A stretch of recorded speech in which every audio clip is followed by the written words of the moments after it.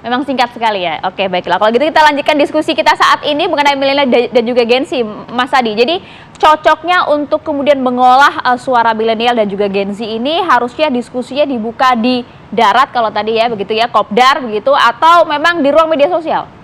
Pertama Maria, publik harus tahu siapa Gen Z dan siapa generasi milenial itu. Gen Z itu adalah mereka yang umurnya 17 sampai 24 tahun. Jumlahnya kalau kita membaca data KPU per hari ini 2024 adalah 28%. Kemudian Gen Y ataupun yang kita sebut sebagai milenial adalah mereka yang umurnya 25 sampai 40 tahun. Jumlah persentase pemilihnya sesuai dengan data KPU itu kurang lebih sekitar 33%. Jadi gabungan antara milenial dengan generasi ini adalah 56%. Setara dengan kurang lebih sekitar 125 juta pemilih. Wajar kalau kemudian ini merupakan satu segmen pemilih yang saya kira akan menjadi bahan kapitalisasi oleh semua calon 1, 2, dan 3. Yang kedua, kalau kita melihat perilaku politik mereka dalam konteks voting behavior, satu, mereka itu adalah suka dengan konten visual. Konten-konten yang harus disampaikan bersifat visual. Yang kedua, mereka itu tidak suka dengan model kampanye yang hard selling, yang kemudian agak sarkastis misalnya, agresif menyerang, dan mereka itu suka dengan sesuatu yang sifatnya gimmick. Jadi kalau tiga capres ini menampilkan suatu hal yang sifatnya gimmick, itu bagian dari upaya untuk menyasar itu.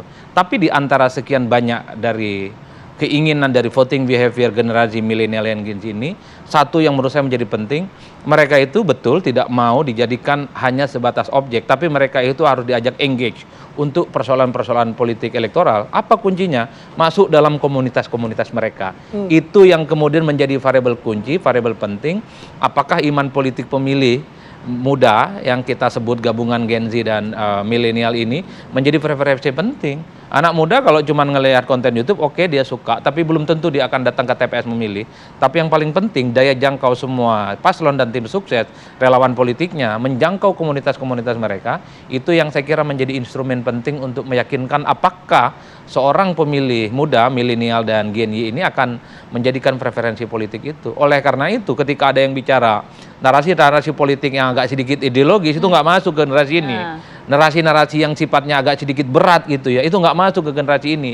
Ya kalaupun toh substansinya tentang perubahan, tentang revolusi dan seterusnya, harus menggunakan bahasa-bahasa mereka yang sesuai dengan bahasa kekinian. Saya tidak mau menyebut misalnya ada konten-konten tertentu yang saya contohkan karena itu dianggap sebagai afiliasi dukungan politik. Yang ingin saya katakan adalah argumen-argumen ideologis, hal-hal yang sifatnya berat itu nggak masuk dalam generasi ini. Mereka sesuatu dengan bahasa-bahasa yang sederhana. Ini yang saya kira bahwa perlu menjadi catatan penting dalam konteks bagaimana meyakinkan 125 juta pemilih nanti itu. Oke, bahasa-bahasa yang sederhana itu apakah bisa diamplifikasi gini? Kalau media sosial itu kan bagian dari etalase ya, namanya juga etalase. Ya pajangan gitu, mungkin belum semuanya terlihat dalam media sosial. Tapi ketika masuk dalam komunitas, menyampaikan gagasan, itu kan apakah juga diperlukan forum-forum terbuka, ngobrol lebih banyak, bertanya dan lain sebagainya? Anak-anak Gen Z dan milenial ini sederhana, cukup rebut hati dan pikirannya, baru kemudian mereka diajak bicara tentang politik. Mereka memang engage dengan media sosial. Pertama mereka itu suka main satu ya, belakangan TikTok, kemudian IG dan WhatsApp. Itu merupakan 3 instrumen dari media sosial yang sering mereka pakai. Tapi dari hampir 50 pembicaraan di media sosial itu, mereka tak bicara politik loh. Mereka bicara tentang persahabatan, mereka tentang perkawanan, mereka bicara tentang aktivitas sehari-hari mereka, dan sebagian besar mereka juga bicara tentang pekerjaan. Politik segmentasinya cuma 10% di antara sekian banyak pengguna media sosial di kalangan milenial dan Gen Z itu. Oleh karena itu, ketika engage dan nyambung dengan dunia anak-anak muda ini, jangan bicara politik dulu Pak, karena mereka secara umum memang nggak terlampau tertarik dengan politik, mereka itu agak sedikit nggak respect dengan partai politik, mereka itu hanya ingin disentuh keseharian hidup mereka.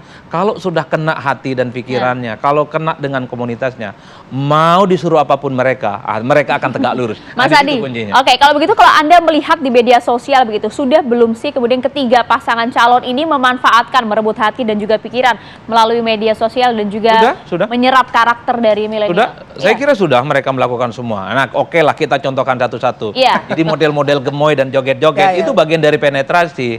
Kemudian belakangan gimmicknya Kubu Amin yang main selebar taruh, itu bagian dari itu. Anies dulu yang kita persepsikan sebagai sosok yang rada intelektual, bahasanya sekarang agak down to earth, agak sedikit merakyat sesuai dengan bahasa anak muda. Kalau Ganjar jangan tanya, memang dari dulu medsosnya kuat di situ, sering belusukan, berkanjung, kemudian menyapa, berdiskusi santai. Cuman yang menurut saya adalah bagaimana kuat-kuatan menjaga penetrasi politik ke mereka, itu akan menjadi kunci siapa yang nanti akan memenangkan pertarungan di pemilih 125 juta ini Pak, di 14 Februari.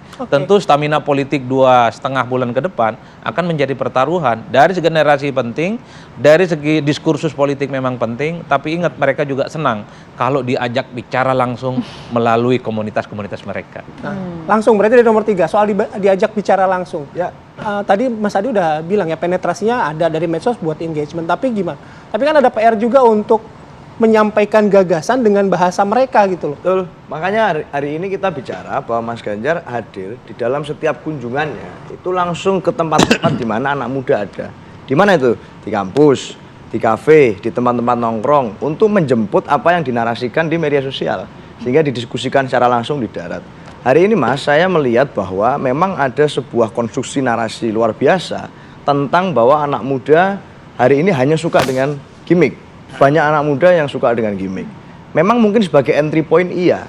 Tapi masalahnya sejauh mana sih? Apakah hanya sedangkal itu saat kita bicara tentang politik anak muda?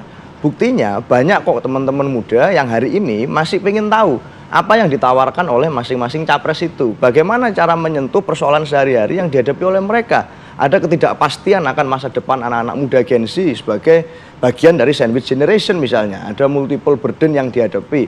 Uang sekolahnya bayarnya gimana? Ke depan besok saat mau mencari lapangan kerja bagaimana? Dia harus kemudian memenuhi beban orang tua, mental health-nya terganggu, gimana cara dia bisa mencari solusi atas itu. Nah, ini butuh jawaban juga dari para capres ini. Dan tidak bisa hanya selesai dengan gimmick-gimmick. Harus ada gagasan yang masuk di situ. Nah, itu yang segera ingin diuji oleh teman-teman. Apalagi hari ini masa kampanye semakin singkat. Maka hari ini Pak Ganjar dan Pak Mahfud percaya bahwa gimmick itu harus bersesuaian dengan gagasan yang diangkat. Kalau Gus Imin misalnya lepet sarung karena santri misalnya, ya harus sesuai dengan itu. Mas Ganjar ingin gerak cepat, selama ini punya budaya olahraga, maka dia lari pagi dan menyapa masyarakat di sana, turun ke rumah warga dan seterusnya. Nah, saya izin mungkin ke Bang Daniel, apakah Pak Prabowo memang selama ini di rapat-rapat juga joget mungkin gitu ya, seperti yang ini. Nah, atau ini karena menjelang pemilu saja atau itu menjelang pemilu. Nah, bagian dari ini memang sebagai salah satu entry point, yes, tetapi itu ingin dicari gagasan lebih dalam di balik itu sehingga bisa menjadi solusi yang konkret atas persoalan anak muda. Bang Daniel, manuver Prabowo kah merebut milenial? Ini yang tidak dipahami dan tidak diikuti oleh orang-orang seperti Seno. Sejak 2019 Pak Prabowo itu sudah menjelaskan kenapa beliau itu suka joget Gatot Koco.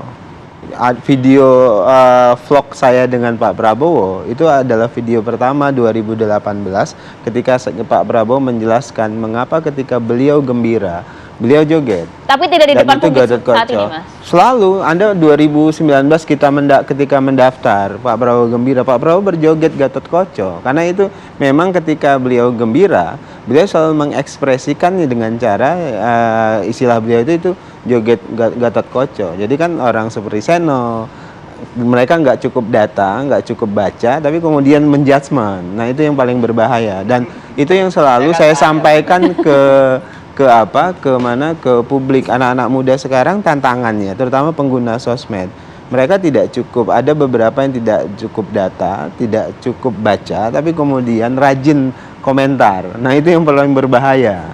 Nah, tadi seperti saya sampaikan, saya sudah bilang 2018 itu Pak Prabowo udah jelaskan mengapa beliau suka joget Gatot Koco, tapi memang tidak diamplifikasi oleh publik, dalam hal ini pengguna sosmed.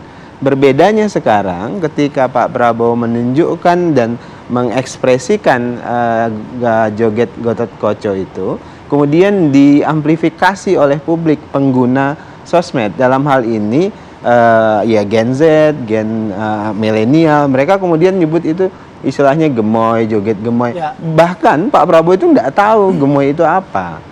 Tapi kemudian diamplifikasi oleh semua pengguna sosial. Artinya bahkan apa? Jadi bahan kampanye Anda. Bahkan sekarang ya itu jadi viral. Dan menggunakan viral ya Gen Z itu sendiri. Saya mau jelaskan begini. Tadi saya sebutkan yang namanya Gen Z, yang namanya milenial itu suka dengan orisinalitas. Nah, Pak Prabowo itu selalu tampil dengan orisinalitas. Pak Prabowo tidak pernah menyebut dirinya harus sok muda, tampil sok muda segala macam. Beliau tampil sebagai bapak yang ingin melindungi dan menjaga masa depan anak-anaknya. Dan itu yang buat Gen Z, milenial itu nyaman. Karena kita tidak memaksakan diri tampil sebagai orang yang sok muda. Oleh sebab itu ketika Pak Prabowo membutuhkan sosok yang muda, ada Mas Gibran. Mas Gibran adalah objek politik itu sendiri, subjek politik itu sendiri. Dipilih langsung Mas Gibran mewakili representasi Gen Z, milenial dan sebagainya. Jadi sehingga Pak Prabowo tampil sebagai bapak yang ingin menjaga masa depan anak-anak muda dan menjaga negeri ini tetap bersatu dan tidak pecah belah, tidak terus saling benci.